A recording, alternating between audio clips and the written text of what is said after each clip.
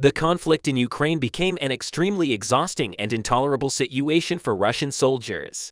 Since the beginning of the conflict, the Russian armed forces have expended nearly half of their inventory and the overwhelming majority of their arsenal on Ukrainian territory. In consequence, more than 200,000 Russian soldiers succumbed on Ukrainian soil. However, Moscow did not halt and mobilized over 300,000 Russian civilians to mobilize its citizens and recruit soldiers for the Russian army.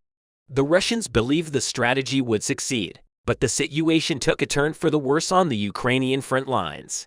Russian personnel suffered a socio-psychological breakdown.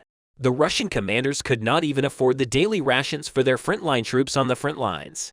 Conditions for volunteer Russian soldiers and professional Russian forces became inhumane. Consequently, revolts, desertion, and capitulation started to occur within the Russian army. Individuals have an inalienable claim to life at the front. The perspectives of the Russian and Ukrainian armies on the right to life of the authorities differ significantly. While the Russian army sends its soldiers to perish as cannon fodder, the Ukrainian army attempts to keep its soldiers alive and defend the right to life of Russians. In this regard, the Ukrainian government provides excellent opportunities for Russian personnel.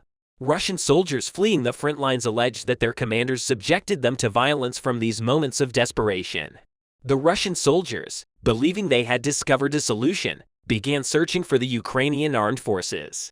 "I wanted to live surrender line. Approximately 1 month ago, our army initiated a counterattack. During this time, the Ukrainian armed forces made modest but consistent advancements in 3 attack zones along the 1,000-kilometer front line. The majority of Ukrainian forces are held in reserve as soldiers conduct probing assaults.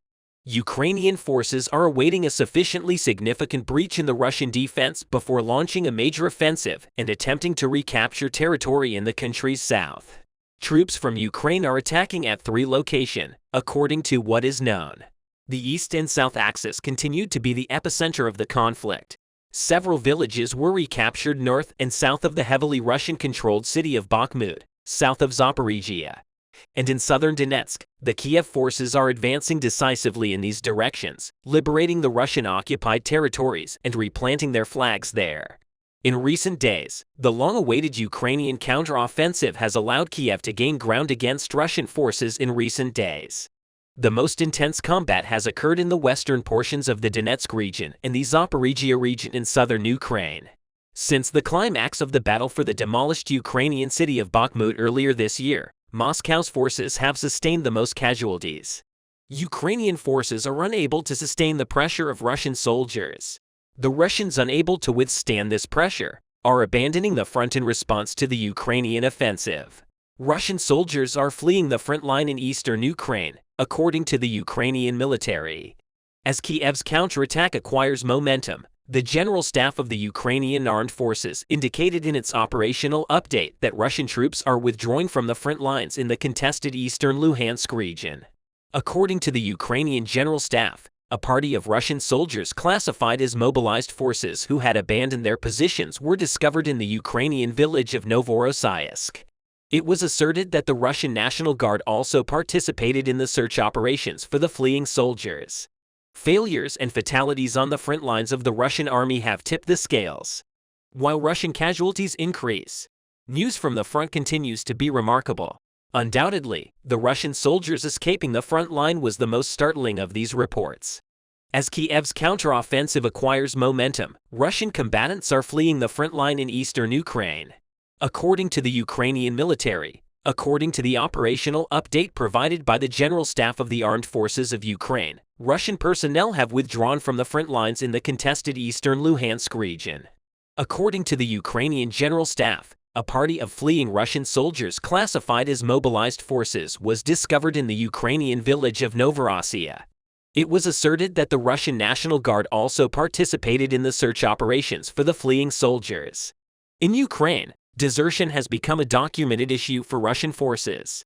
The UK Ministry of Defense stated in November 2022 that Kremlin generals may have authorized the use of weapons against deserters, including allowing fire to conceal such flaws after a warning was issued. In actuality, the practice of shooting deserters demonstrates the poor quality, low morale, and lack of discipline of the Russian army. Earlier this month, Ukrainian media broadcast footage of Russian troops firing on their retreating soldiers during the final days of May. Dozens of armed prisoners escaping the Luhansk region caused chaos in Rostov. 39 armed soldiers from the Storm Detachment fled occupied Luhansk, Ukraine, from Lysychansk. The deserting soldiers were all convicted felons who were contracted to fight. A soldier from the self-proclaimed LPR Ministry of State Security was killed attempting to halt the deserters during the escape. The most remarkable aspect, however, was that some Russian deserters surrendered to the Ukrainian military. Conflicts on the eastern and southern axes of Ukraine flared up significantly. As is well known in cities deep within Russia, as well as in Russian cities close to the Ukrainian border, he began to experience the heat of war. All of these developments have brought the Russian soldiers to the edge of life and death. While fierce fighting persisted on the front lines, the avalanche of Russian casualties forced the soldiers to make a decision. Having lost faith in Vladimir Putin's conflict, the Russians began searching for escape routes. At this juncture, the paths of Russian soldiers and the Ukrainian humanitarian initiative intersected. The September-launched I Want to Live project has spared the lives of tens of thousands of Russian soldiers. In April, the Ukrainians' I Want to Live hotline for Russian personnel wishing to surrender received 3,174 calls, a 10% increase from the previous month. This rate increased even further in May when Ukraine's large-scale counteroffensive began in June. The rate of Russian troop capitulation crested in recent days. Images from the Bakhmut front line have arrived that cannot be matched by movies. The instant a soldier made his surrender to a plastic and metal robot was captured on film this week.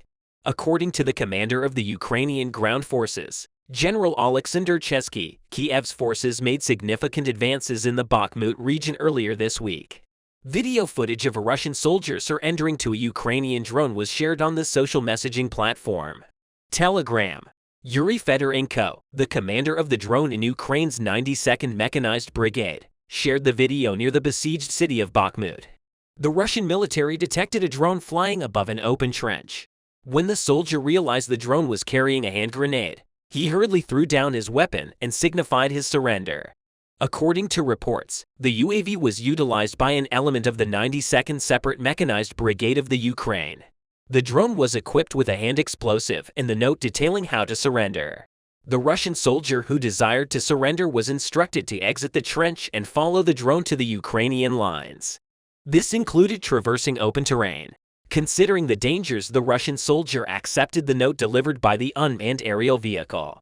Thus, the Russian soldiers' surrender and retreat from the trench became an adventure. Ukrainian forces did not fire solely on personnel before reaching the Ukrainian positions to be taken prisoner. The Russian soldier was forced to retreat from his own forces. Fire. The Russian soldier was escorted on his march by Ukrainian infantrymen and scouts. The combatant reached the Ukrainian positions after the march. Vice Prime Minister of Ukraine Mikhailo Fedorov stated that the soldiers presently in custody. In addition, the surrender of a Russian soldier in Bakhmut made the predicament of the Russian army readily apparent. Yesterday, one person surrendered. Nevertheless, this was a phenomenon we were familiar with. The Ukrainian authorities reported that 3,200 Russian soldiers surrendered to the Ukrainian armed forces in March in the month of April. More than 4,500 soldiers surrendered to the Ukrainian armed forces. Vitaly Matvienko reports that the number of Russian applications increased by 10% between March and April. This rate increased even further in May. The main cause for the increase in the number of Russians wishing to surrender was the possibility of a Ukrainian counterattack. The Russians, who do not disregard this possibility, rely on the Ukrainian humanitarian initiative to save their lives. We discussed this endeavor at the start of the video. I Want to Live is based on the provisions of the Geneva Convention that Kiev applies to Russians who surrender in April.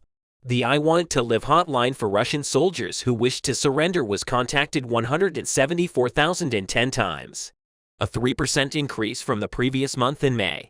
The rate of growth exceeded 35%, and Russian military crossed into Ukraine over 230,000 times since its debut.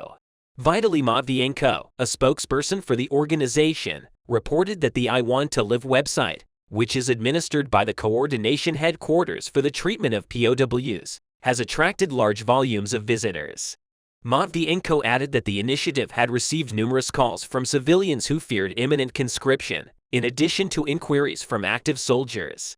I want to live. The surrender line of the Ukrainian armed forces has received calls from more than 26,000 Russian soldiers, is expressing their desire to surrender. Let's take a detailed look at the I Want to Live project. The Kiev administration implemented this initiative last September to facilitate the surrender of Russian soldiers. Russian soldiers who call this number or submit messages through correspondence applications can arrange the safest and most effective surrender method. Vitaly Matvienko, the director of the Ukraine hotline, noted that the majority of calls originated from Moscow and Leningrad, as well as Chelyabinsk, Novgorod, and occupied Donetsk, Lugansk, and Crimea. Since the beginning of September, Vitaly Matvienko announced that over 26,000 Russian applicants have surrendered to the Ukrainian armed forces through the initiative. In addition, the Ukraine has released a video demonstrating how to capitulate to a UAV in order to provide the Russians who wish to surrender with additional guidance. Difficult times and change everything in times of great crisis and wars. Heroes can sometimes win great victories in the Ukrainian army. One hero changed everything. Breathtaking war stories are quite extraordinary. Our team has been researching for a long time to get this special information. Please watch this video carefully. You can use the super thanks button below the video to support our team for their hard work to create this news. Let's start if you are ready. Eugene was a very successful student. He was looking forward to serving his country after he finished school, but when he graduated, his country was in a crisis. Eugene wanted to defend his country against the Russian invasion, so he joined the army. His military service was very successful and he was quickly promoted. When Russia began its invasion of Ukraine, Eugene was one of the most successful lieutenants in the Ukrainian army.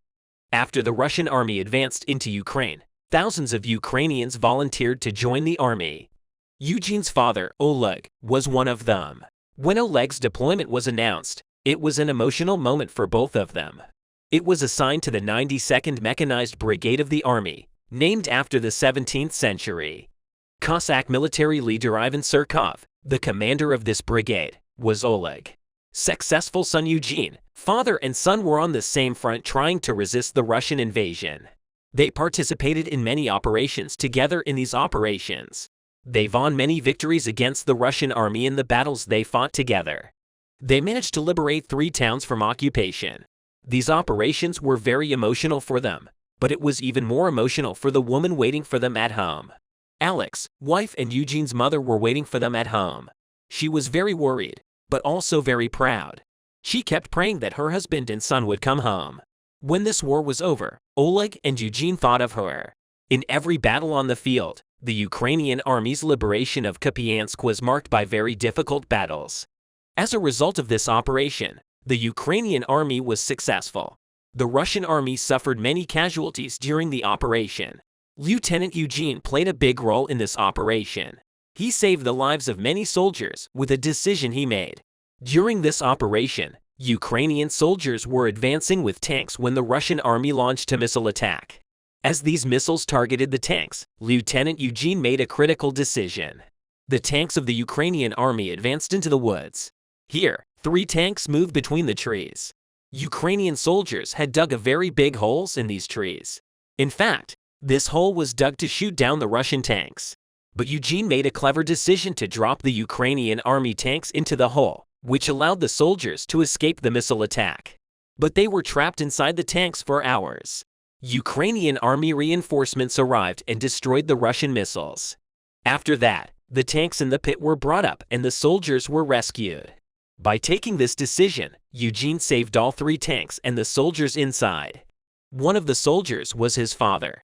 The lieutenant's great success and strategy in this operation was appreciated by Ukrainian commanders. Lieutenant Eugene was considered a hero in the Ukrainian army. In another battle, he managed to kill 16 Russian soldiers with a machine gun. He became a legend for this feat in combat. Ukrainian soldiers had great admiration for the lieutenant. The lieutenant liberated many regions and saved dozens of soldiers' lives. But in one operation, things did not go his way. In the town of Pyatakotki, there was a big battle against the Russian army. Many Russian soldiers were killed in the hours of fighting, but the Russian army was joined by new recruits from the other front. Among the ammunition brought by the new soldiers were rockets. The first person who saw that the Russian army was going to launch a rocket attack was Oleg. The father of Lieutenant Oleg was a retired colonel from the Ukrainian army. He was very good with machine guns and sniper rifles. He was a sniper during this operation. But the scope of his rifle, he was following all the movements of the Russian soldiers and killing them one by one. While looking through the scope, he noticed two Russian soldiers holding rockets.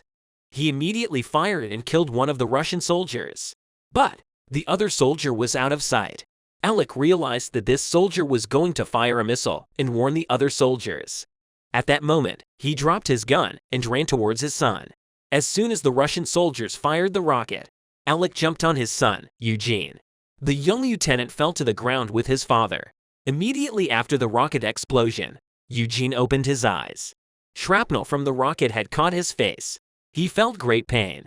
He immediately wanted to stand up and shoot, but he could not move because his father was on top of him and not moving at all. The young lieutenant realized that his father was dead. As he slowly lowered his father to the ground, he noticed the shrapnel in his back. Retired Colonel Alec had saved young Lieutenant Eugene's life. Eugene kept fighting despite his father's death. He picked up the sniper rifle. His father had left him and started shooting Russian soldiers one by one. Eugene was shooting like his father. Russian soldiers couldn't dodge his bullets. The Ukrainian army managed to win this battle, too. But the young lieutenant was saddened by the loss of his father. Eugene's moment affected all Ukrainian soldiers. Now everyone in the Ukrainian army knew the story of the lieutenant and his father. It was so reported in the press. The Ukrainian press reported dozens of stories about Eugene's achievements. The young lieutenant became one of the most popular people in Ukraine. This also caught the attention of Zelensky. Zelensky decided to do something about it. Hero of Ukraine is the highest national title that can be awarded to a citizen by the President of Ukraine. It has been awarded in special cases since 1998. President Zelensky of Ukraine decided to give the award to Lieutenant Eugene at a special ceremony. When Eugene received the award, the Commander-in-Chief of the Armed Forces of Ukraine, General Valery Zaluzhny, a close friend of his father, was applauding him. It was a very emotional moment for both of them. When Eugene received this award, the scars of his face had not yet disappeared. These scars on his face were very impressive for the whole Ukrainian people. Everyone who watched the ceremony was convinced that Eugene was a real hero. Eugene's extraordinary story touched the people of Ukraine. Solidarity in the country grew even more. The young lieutenant not only won victories on the battlefield, but also increased the solidarity of his people. Even soldiers in the Russian army followed the news of Eugene's great heroes and with interest. The young lieutenant became one of the symbols of this war.